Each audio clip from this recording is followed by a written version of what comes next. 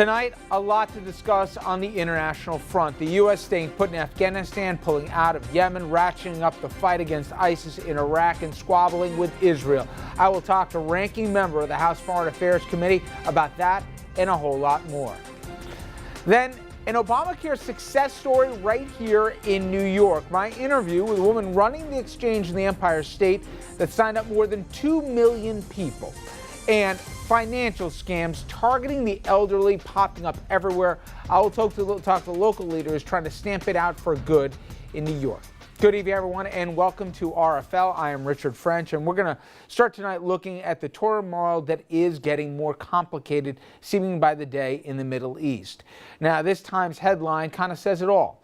A policy puzzle of U.S. goals and alliances in the Middle East. Now, we've pulled our troops out of Yemen, but the U.S. is supporting the Saudis, who are trying to kick out Iranian-backed rebels who have taken over. And close by, in both Iraq and Syria, we are on the same side as Iran when it comes to the U.S. trying to defeat ISIS. And let's not forget about Israel, of course, where the tense relationship between the Obama administration and Prime Minister Benjamin Netanyahu just seems to be getting more complicated by the day. And, of course, we can't forget about Afghanistan. Obama administration has more confidence in the new president than it ever had in Hamid Karzai, but what does that mean for our ground presence? One of the reasons we are slowing down our troop drawdown and also leaving nearly 10,000 soldiers there at least till the end of the year. So, as I can mention here, we have quite a bit to talk about, and let's bring in our panel for that. Democratic New York Congressman Eliot Engel, who, as I mentioned, the ranking member of the Foreign Affairs Committee. Dominic Carter, of course, political journalist and author. And Shelley Mayer, the Democratic New York State Assemblywoman representing the city of Yonkers in Albany. All thank you very much. And Congressman, I start with you. Never a dull day, it seems, huh? No, that's where I love my job.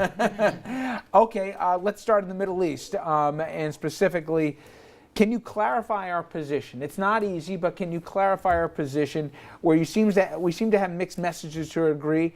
Yemen, we're pulling out. Afghanistan, not so fast. Is it simple as enough as leadership in the two nations? Well, we're pulling out of Yemen because it's unsafe for us to be there. I mean, the government has been overthrown. Rebels are running rampant, and we don't want another Benghazi. So it's not really safe, and that's really why we're pulling out. We're not pulling out for any strategic reason. It's just simply Yemen is not a safe place for Western diplomats to be. Afghanistan, is simple enough that everybody seems to like Ghani right now? I mean, well, Ghani came to Washington this week. He spoke before a joint session of Congress. He was marvelous. It's really good to see him and his opponent, Abdullah, who both fought to win the presidency.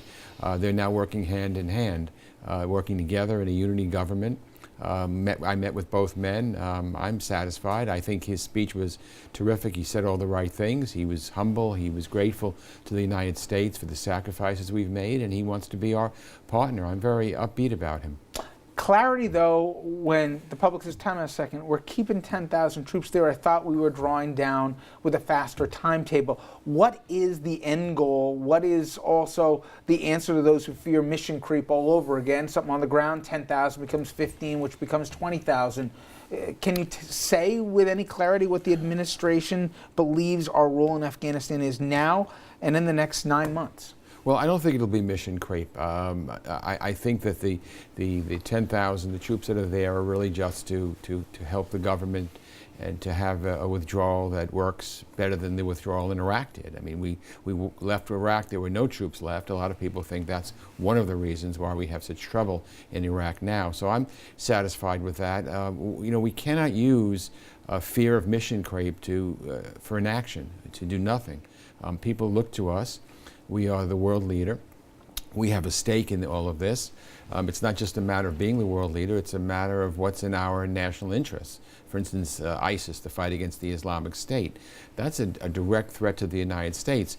When the Russians were thrown out of Afghanistan way back when, we walked away and we allowed the Taliban, who were the terrorist group at that time, to have the country of Afghanistan used as a no man's land to plot and plan the terror attacks of September 11, 2001.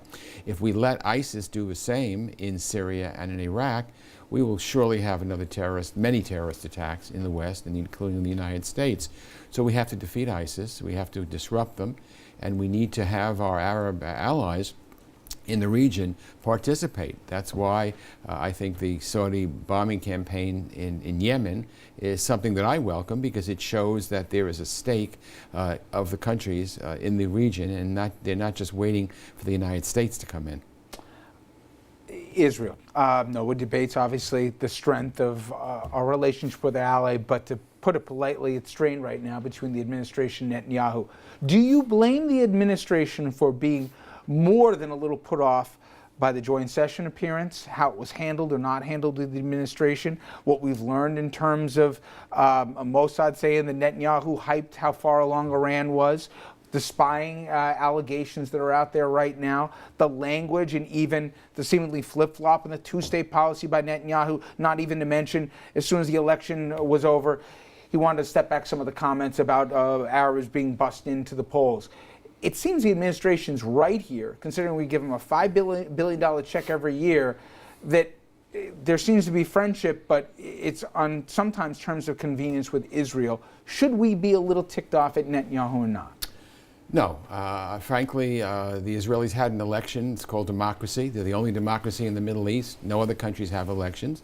Israelis get to pick Israeli leaders. Americans don't pick Israeli leaders.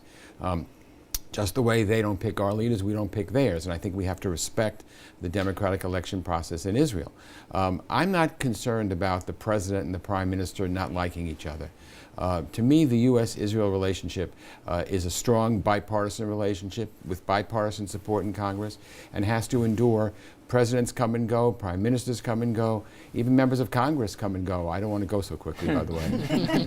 But the U.S.-Israel relationship has to remain strong, and that's what I care about. So how about the optics? I know you were there. About 50 Democratic colleagues of yours didn't show up to that joint session.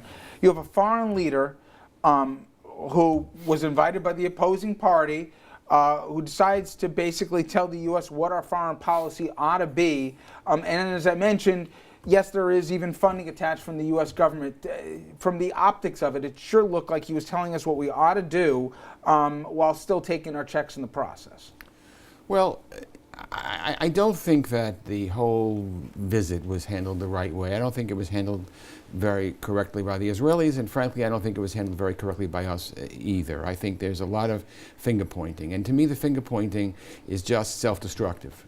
That's why I want to look forward and talk about the U.S.-Israel relationship, which has always been good and always been strong, and want to keep working to repair it. Does Israel want a two-state solution? Does Netanyahu want a two-state solution or not? Well, I can't get into his head. I mean, I want a two-state solution. I think a two-state solution is the only way it's best for both parties. But you know, Netanyahu said something, and he recanted a little bit. He backstepped a little bit. I know it didn't satisfy some people in the administration, but I think sometimes when someone steps back a little bit, you should compliment them rather than hit them over the head again. You mentioned ISIS a little bit later on. This hour we're going to be speaking to an author who's been focusing on both their rise and how their recruitment is, who they're targeting, and how it's working. How would you categorize them as a threat, not just to instability in the Middle East, but even here domestically? You saw the recent arrest of 2 Illinois men, including 1 National Guardsman. Where do you calibrate that in terms of a threat, ISIS? Well, I think it's a threat because they will carry out terrorist attacks against the West, including against the United States, certainly against Europe, which is geographically closer to the Middle East.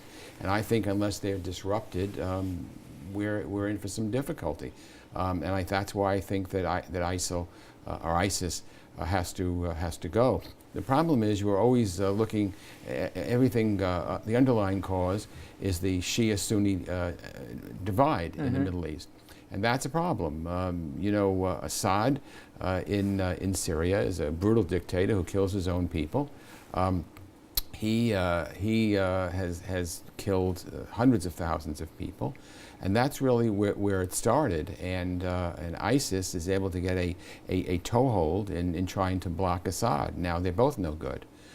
We should have, in my opinion, aided and abetted the Free Syria Army 3 years ago. When we didn't do that, ISIS sort of moved into the vacuum. So now we have a two-pronged fight there, because nobody wants to see Assad in Syria either. And by the way, Iran lurks around. Iran is behind the coup in Yemen. Iran is propping up Assad in Syria. Iran supports terrorist organizations. Do you still think we ought to be having conversations? Well, that's a question. I have mixed feelings about it. That was mine. Yeah. But it's probably better to talk to people than not. But it doesn't mean you have an agreement with them at all costs. The agreement has to make sense. And I was saying that Hamas and Hezbollah, two terrible terrorist organizations, are funded by Iran. So, you know, one of the problems, the way I see these negotiations, is we are talking to Iran about its nuclear weapons, but we're not talking to them about anything else. So while we are negotiating about nuclear weapons, they're free to overthrow a government in Yemen. They're free to conduct terrorist attacks all around the world. It's something that's really troubling. On the other hand, if you don't sit down and talk with them, where does that lead you to? So it's a very in the dark. Yeah, it's complicated situation. Well, I've hopscotched around the Middle East. Big domestic, big regional story is Harry Reid said he's not running for re-election. He mentions Chuck Schumer would be a terrific successor. Not shockingly, Chuck Schumer seems to like the idea.